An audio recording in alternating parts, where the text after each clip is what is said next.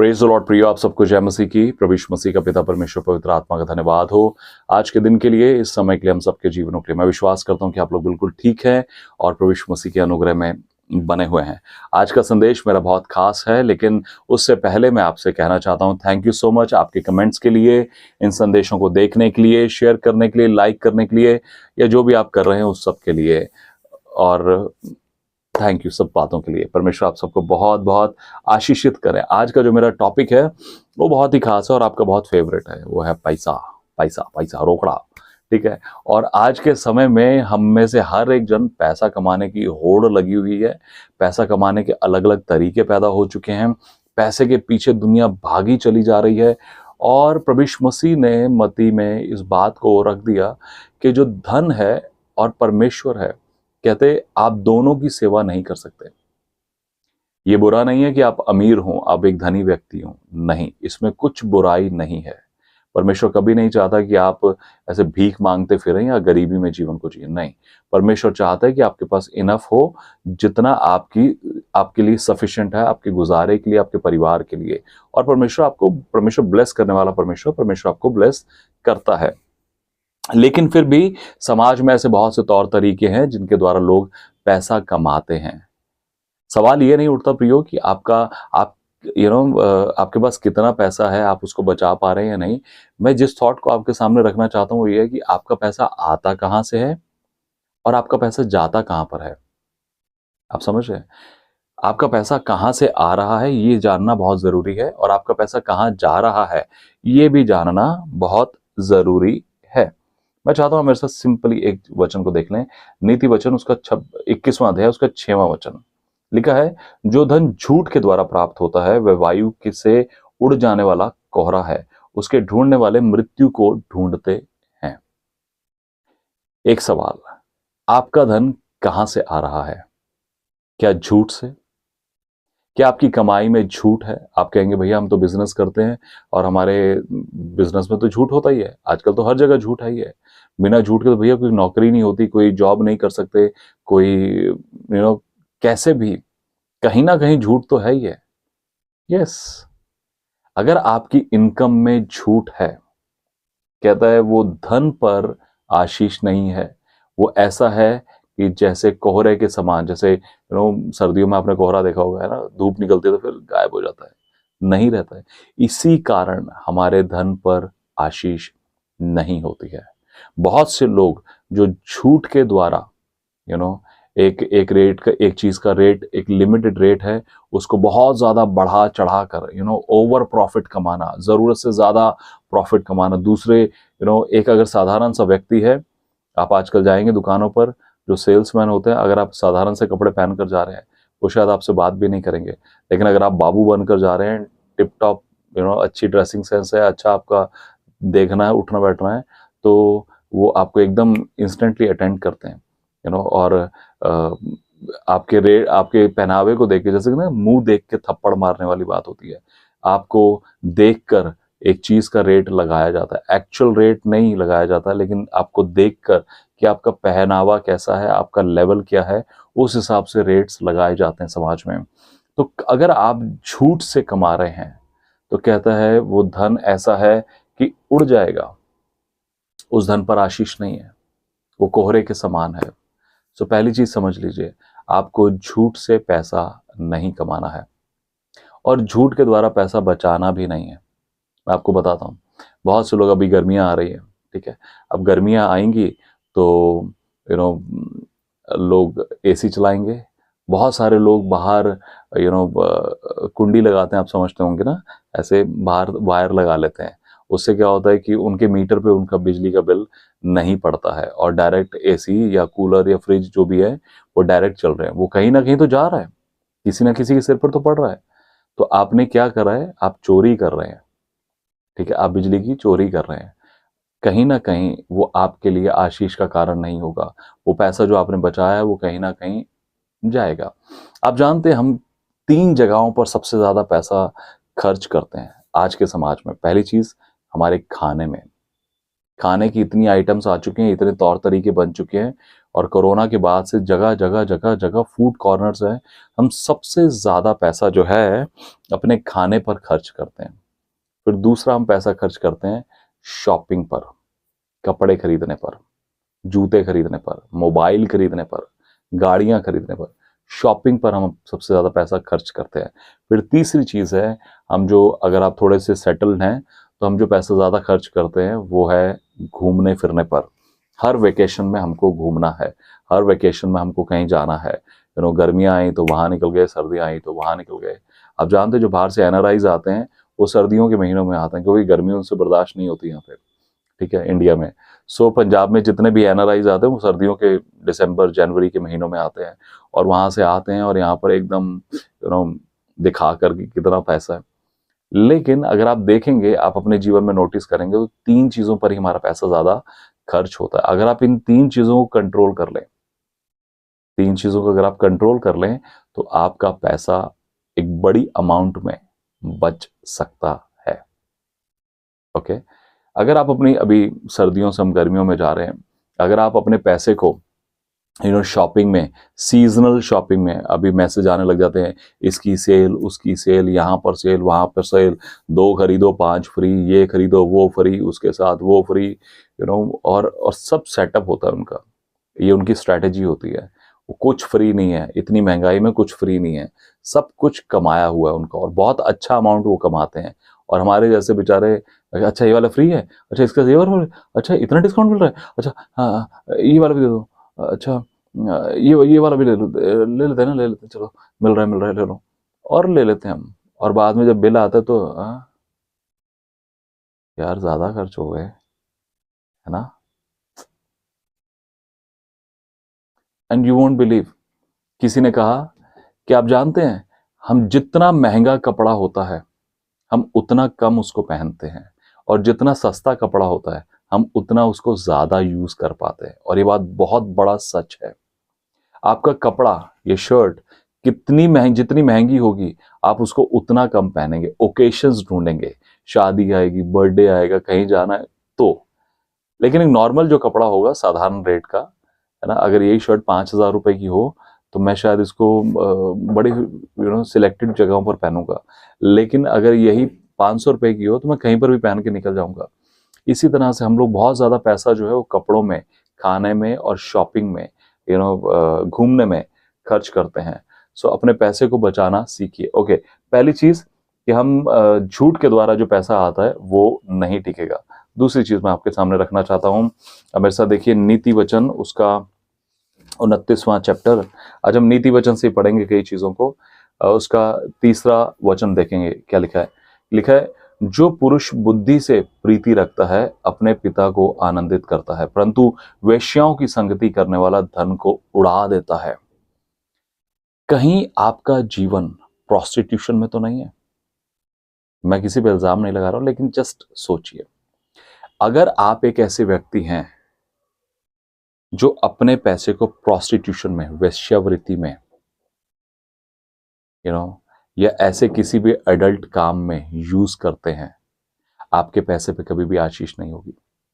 आपको याद होगा उड़ाऊ पुत्र, जब वो लौट कर आता है तो उसका भाई क्या बोलता है कि इसने अपना पैसा कहाँ लगा दिया? वेश्याओं में, प्रोस्टिट्यूशन में खर्च कर दिया, और अब आप इसको बोल रहे हैं कि ये मेरा बेटा लौट आया है। वो इसी बात से चिढ़ा हुआ था। ये नहीं पता कि बड़े वाले को कैसे पता लगा कि वो प्रोस्टिट्यूशन कर रहा था वहां पे, लेकिन उसने अपना पैसा सारा उन चीजों में उड़ा दिया। अगर आप अपने पैसे को, अपनी कमाई को प्रोस्टिट्यूशन में डालते हैं, बहुत से लोग बैंकॉक, पटाया, सिंगापुर या वहां पर जाके मसाज करा रहे हैं, और घूम रहे हैं, और सब वही आप सब जानते हैं, समझदार होंगे आप, है ना, उन्हीं गंदे कामों में पैसा लगा रहे हैं। आपके पैसे पर कभी भी आशीष नहीं होगी। आपके पैसे पर कभी भी आशीष नहीं होगी। तीसरी चीज, 28वें चैप्टर के 19वें वचन में देखिए लिखा है, जो अपनी भूमि को जोता बोया करता है उसका तो पेट भरता है, परंतु जो निकम्मे लोगों की संगति करता है वह कंगालपन से घिरा रहता है। ऐसे लोग जो जो खुद काम नहीं करते, इधर उधर घूमते रहते हैं, इधर उधर चौक में खड़े होकर बातें कर रहे हैं, गप्पे मार रहे हैं, बहुत सारे लोग यहाँ पे। एक बहन है जिनको मैं जानता हूँ, उनका भाई अपने दोस्तों के साथ खड़ा हुआ था, उनके दोस्तों में से एक ने कुछ गलत काम किया था और अचानक वहां पर पुलिस आ गई और वो लोग तो भाग गए, लेकिन उसका भाई पकड़ा गया। 3 लाख रुपए बिना मतलब के उनको उसको देना पड़ गया, जमानत के लिए या किसी चीज के लिए, पता नहीं। लेकिन वो जो पैसा था, निकम्मों की संगति में खड़े होकर बर्बाद हो गया। अगर आपका ऐसा फ्रेंड सर्कल है जहां पर आप लोग शराब पीते हैं, जुआ खेलते हैं, बुरी बुरी चीजों में इन्वॉल्व, नशे में, ड्रग्स में इन्वॉल्व रहते हैं, तो कहीं ना कहीं आप अपने पैसे को बर्बाद कर देंगे, आप अपने पैसे को उड़ा देंगे। तीसरी चीज है, ठीक है। चौथी चीज हम देखते हैं, नीति वचन 28 उसके 20वें और 22वें वचन में देखते हैं। फिर से लिखा है, सच्चे मनुष्य पर बहुत आशीर्वाद होते हैं, परंतु जो धनी होने में उतावली करता है वह निर्दोष नहीं ठहरता। 22वां वचन, लोभी जन धन प्राप्त करने में उतावली करता है और नहीं जानता कि वह घटी में पड़ेगा। कहते धनी होने के लिए जो उतावली करता है, आजकल आपने देखा होगा ना ऐड, ए रमी खेलो और जीतो करोड़ों के इनाम, और उसमें दिखाते 1 सेकंड में टक टक टक टक टक आपके अकाउंट में ट्रांसफर हो रहे हैं। और बड़े बड़े साहब लोग आजकल रमी की ऐड कर रहे हैं, रमी खेलो, रमी खेलो, हमारे बच्चे घर में बैठ गए रमी खेल रहे हैं।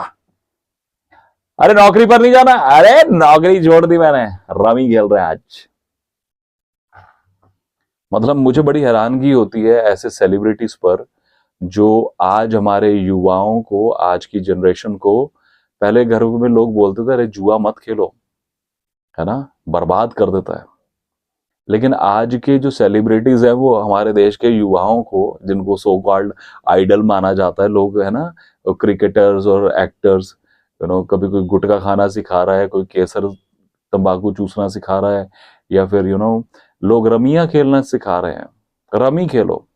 आजकल वो कॉमेडियन साहब भी, हाँ हाँ अच्छा, अरे रमी खेलो।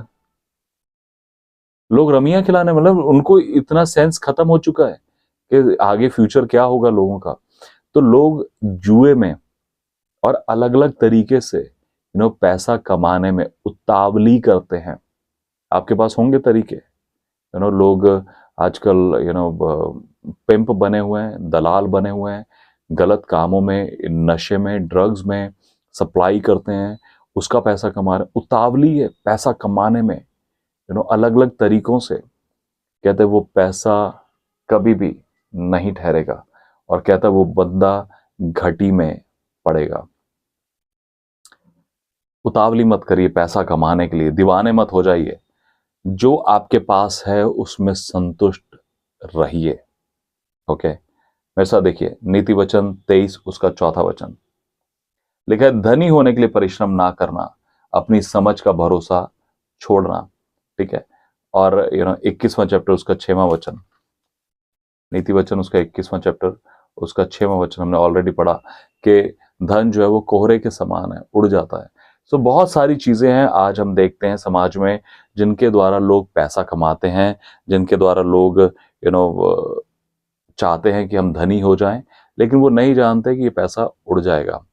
प्रोस्टिट्यूशन, झूठ, जुआ, और एक और चीज मेरे से देखिए, नीति वचन 28 उसका 8वां वचन, जो अपना धन ब्याज आदि की बढ़ती से बढ़ाता है वह उसके लिए बटोरता है जो कंगालों पर अनुग्रह करता है। मैं एक बात आपसे पूछना चाहता हूं, क्या आप अपने पैसे को ब्याज के पैसे से बढ़ा रहे हैं? एक व्यक्ति अगर आपसे पैसा मांगता है, या उसको उधार लेने की, या किसी को आप हेल्प करने की जरूरत पड़ जाती है कभी, तो उसे वो क्यों आपसे पैसा मांगेगा? क्योंकि उसके पास नहीं है, इसलिए तो दूसरा किसी से मांगता है। अब सामने वाला उसको ब्याज पर देता है, ठीक है, लेकिन बाइबल कहती है अगर तू ब्याज की बढ़ती से पैसा कमा रहा है तो उसका कोई आशीष नहीं है, उस पर कोई ब्लेसिंग नहीं है, वो कंगालों के लिए कमा रहा है। बहुत सारे लोग आज समाज में पैसा इसलिए देते हैं ब्याज पर, ठीक है, और ब्याज का पैसा लेते रहते हैं। मैं आपको सच बोलना चाहता हूं प्रियो, कोरोना के टाइम पर लोगों ने बीमारी का पैसा खाया है। आप जानते हैं, एम्बुलेंस 50-50 हज़ार रुपए में, एक एक इंजेक्शन 50-50 हज़ार रुपए में, एक एक ट्रीटमेंट लाखों लाखों का पड़ गया लोगों को। यू नो वो 10-10 दिन हॉस्पिटल में रहना, 14 दिन हॉस्पिटल में रहना, क्वारंटाइन में रहना, बेड रिडन वो लोग हुए थे। लोगों ने अंधाधुंध पैसा कमाया, और आपको लगता है ये पैसा लोगों के लिए आशीष लेकर आएगा? कभी भी नहीं। आपने बीमारी का खाया है, आप बीमारी ही कमाएंगे, बीमारी ही घर में से निकलेगी। आप कभी भी उस पर आशीष नहीं देखेंगे। आपने ब्याज, लोग, एक व्यक्ति अगर आपसे पैसा उधार मांग रहा है क्योंकि उसकी मजबूरी पड़ गई बेचारे की, और आप उसमें से कमा रहे हैं, इसलिए परमेश्वर का वचन कहता है प्रियो कि कभी भी, परमेश्वर ने पुराने नियम में इस बात को कहा कि ब्याज पर पैसा मत देना, अपने भाइयों से ब्याज से पैसा मत लेना। अगर आप इस योग्य हैं किसी की मदद कर सकें, किसी ने आपसे मांगा, कोई ऐसी मजबूरी में ही पड़ गया, और आप इस योग्य हैं किसी की मदद कर दें, तो कर दीजिए। नीति वचन 3:4 में लिखा है कि ये मत कहना, अगर तू इस योग्य है तो ये मत कहना कि मेरे पास कल आना, मैं कल तुझसे बात करूंगा या तेरी मदद करूंगा। अगर तू आज मदद कर सकता है तो कर दीजिए मदद, परमेश्वर अपने आप उस चीज को देख लेगा। लेकिन अगर आप ब्याज पर देते हैं, वो पैसा कभी भी आपके लिए फ्रूटफुल नहीं होगा। आप कभी भी उस पैसे को अपने जीवन में एक आशीष के रूप में नहीं देखने पाएंगे। आप समझ रहे हैं? मेरे साथ देखिए, सब उपदेशक उसका 5वां अध्याय,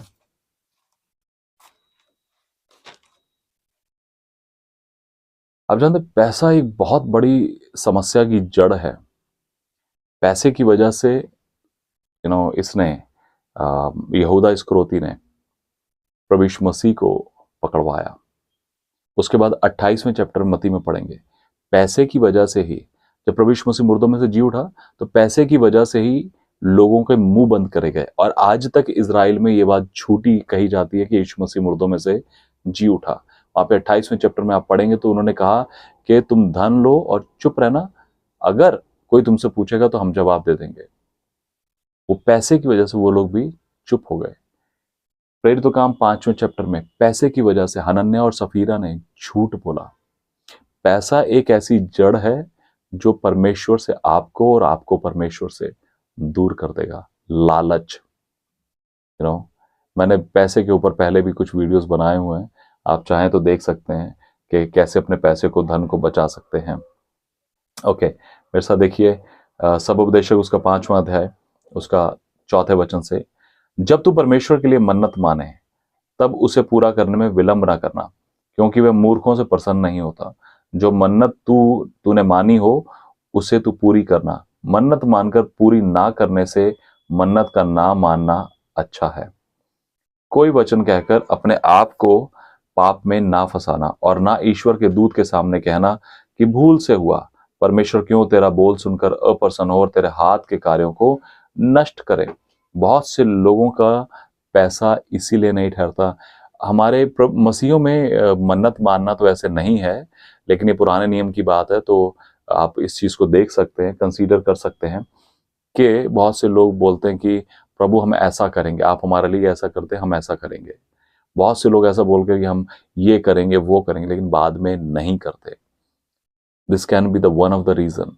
ये एक कारण हो सकता है आपकी फाइनेंशियल ब्रेक डाउन का। ये एक कारण हो सकता है कि आप के घर में पैसा नहीं टिकता है। 5वें चैप्टर का 10वां वचन देखिए, जो रुपए से प्रीति रखता है वह रुपए से तृप्त ना होगा, और ना जो बहुत धन से प्रीति रखता है लाभ से। 13वां वचन देखिए, मैंने धरती पर एक बड़ी बुरी बला देखी, अर्थात वह धन जिसे उसके मालिक ने अपनी ही हानि के लिए रखा है। अपनी ही हानि के लिए, पैसा अपनी ही हानि के लिए। तो अगर आप देखें अपने जीवन में, आपने मन्नत मानी, पूरी नहीं करी, आपने झूठ बोला, उससे पैसा कमाया, आपने ब्याज से पैसा कमाया, आपने अपने पैसे को प्रोस्टिट्यूशन में लगाया, आपने अपने पैसे को झूठ से कमाया, उतावली से कमाया। This can be the reason, ये कारण हो सकते हैं। आपने जुआ खेला, आपने वो रमी खेली, और हजार तरीकों से, हो सकता है आपके पास और भी तरीके हों पैसा कमाने के, हो सकता है आपके पास और भी मैं चाहता हूँ मेरे से, देखिए एक वचन याद आ रहा है, नीति वचन, सॉरी, व्यवस्था विवरण, उसका 23वां अध्याय, उसका 18वां वचन, ये बहुत इंपॉर्टेंट है, ये बहुत इंपॉर्टेंट है। देखिए, कहते तू वेश्यापन की कमाई या कुत्ते की कमाई किसी मन्नत को पूरी करने के लिए अपने परमेश्वर के यहोवा के घर में ना लाना, क्योंकि तेरे परमेश्वर यहोवा के समीप ये दोनों की दोनों कमाई घृणित हैं। प्रोस्टिट्यूशन की कमाई, होमोसेक्सुअलिटी की कमाई, सोडोमाइज्ड होने की कमाई परमेश्वर के भवन में मत लेकर आना।